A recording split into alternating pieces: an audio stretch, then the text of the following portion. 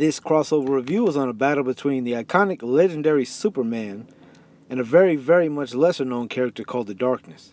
Now, the Darkness has to be a heavy underdog here. We all know Superman's almost impossible to beat, but he does have a weakness to magic, and Darkness's powers seem to be rooted in magic. So let's see what happens. So, The Darkness was created by Garth Ennis, David Wohl, and Mark Silvestri in 1996 for Top Cow/Image Comics. He's basically a mafia hitman named Jerry Estacado who has a natural ability to access a dark dimension called the Darkness and telepathically control these ugly little demon creatures that follow him around from there. He can have them form suits of armor on his body or turn into other creatures. His story is that basically the mafia boss ended up killing his girlfriend. He killed the mafia boss in revenge before killing himself, and then he was brought back to life by the Darkness. Kind of like a rip-off of The Crow a little bit, maybe. And now, the ultimate goody two-shoes, Superman. He was created by Jerry Siegel and Joe Shuster in 1933 for DC Comics. His first appearance was here in Action Comics #1. He's an alien from the planet Krypton, which was blowing up. His parents loaded him into an escape pod and sent him out, where he landed on Earth and was raised by the Kents, taking on the identity of Clark Kent. Under our gravitational pull, he's able to fly, he has super strength, and every other power you could think of. Heat vision, super speed, super hearing. His hair never looks out of place. All kinds of stuff. The Darkness Superman. This is a 2-issue crossover between Top Cow, a subdivision of Image, and DC Comics. Came out in January of 2005. Written by Ron Moores. Art by Tyler Kirkham, Matt Banning, John Starr, and Robin Speher. You see my issue #1 is a little bit faded, and here's a look at the back of the 2 issues. So the story is set in Metropolis amidst a mob war between the local mob led by Roberto Grasso and an invading mob led by Paul Franchetti, which is the mob the Darkness belongs to.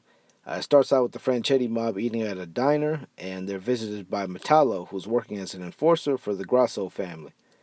Metallo tells the Franchetti mob to leave town or else, basically. And it's not long before action picks up as Jackie Estacado, a.k.a. the Darkness, comes out the restroom and they have their first little altercation. Metallo, who's in his human disguise as John Corbin, demands Jackie leave town by tomorrow or else. Jackie counters by offering Grasso and Metallo a job. He then reveals himself to be the Darkness and has his minions tear up Metallo, who storms out of the bar upset, saying this means war. Jackie's not too worried as he's more concerned about Metropolis' other Man of Steel. Metallo had mentioned hearing rumors of the Darkness's powers, and the Darkness makes his first of many references to a Man of Steel in Metropolis, so there is some familiarity between the characters. We then get our intro to Clark Kent, who's meeting at the Daily Planet. It's said in the meeting that Lois Lane is going to be covering the local mob war in town. From there, we see Jackie and his henchman, Butcher Joyce, having coffee as they watch Superman save a derailed train. The two are plotting and scheming, as they know about Superman and they want to take over the city, so they're trying to figure out how to deal with him. Then we see the local mob boss, Roberto Grasso, doing a drug deal. Jackie and his henchman, Butcher Joyce, crash the party. The two exchange words. We then see Lois Lane and Jimmy Olsen in the background snooping. Things, of course, get heated between Grasso and Estacado, and a shootout ensues. Just as the bullets start flying, the Man of Steel swoops in between the two to deflect them. Grasso basically tries to flee while Estacado exchanges words with Superman. Superman then crushes Estacado's gun and tells him he doesn't want him in his city. This is something he does 3 or 4 times throughout the story, referring to Metropolis as his city. It seems a little bit out of character, but whatever. And in this 2-page splash sheet, we get our first glimpse of the battle, as Estacado reveals himself as the Darkness and snatches Superman by his throat like a punk. Superman quickly counters with his heat vision, burning into Darkness's arm, causing him to release the chokehold. Just as he does, Superman then mysteriously starts falling ill, and it's revealed that Metallo has returned with his kryptonite heart. Darkness basically just stands there watching as it's revealed that Metallo has taken Lois Lane. Metallo then flies off with her as the Darkness stands there not doing a damn thing. And this wraps up the first issue. Issue #2 starts off right where #1 left off, with Superman looking shocked and stupid on his knees. The Darkness takes a mental note that Superman is weak around Metallo. They then show Grasso and Metallo getting away clean with Lois Lane. And with the kryptonite now gone, Superman is back to normal. He jumps up and returns the favor by grabbing Darkness by his throat and lifting him up off the ground. Darkness had reasoned earlier that Superman must be okay with Grasso running drugs in his city because he hadn't run him out yet. But he says, unlike Grasso, he won't let anybody get killed. Superman turns the offer down, and the Darkness, feeling sympathy for Superman since he had his girlfriend killed, he knows what Superman's going through. He offers to help Superman get Lois Lane back, as he knows that Metallo weakens Superman, but he'd be okay to go take him out. And probably take some of the heat off his back so Superman would leave him alone. Estacado wants to prove that even though he is a bad guy, he's not a bad guy. But Superman basically says that he's not in the habit of trading one criminal for another. It's also revealed that Jimmy Olsen's there and he's fine. No one cares about him really, as evidenced in the Batman vs. Superman movie.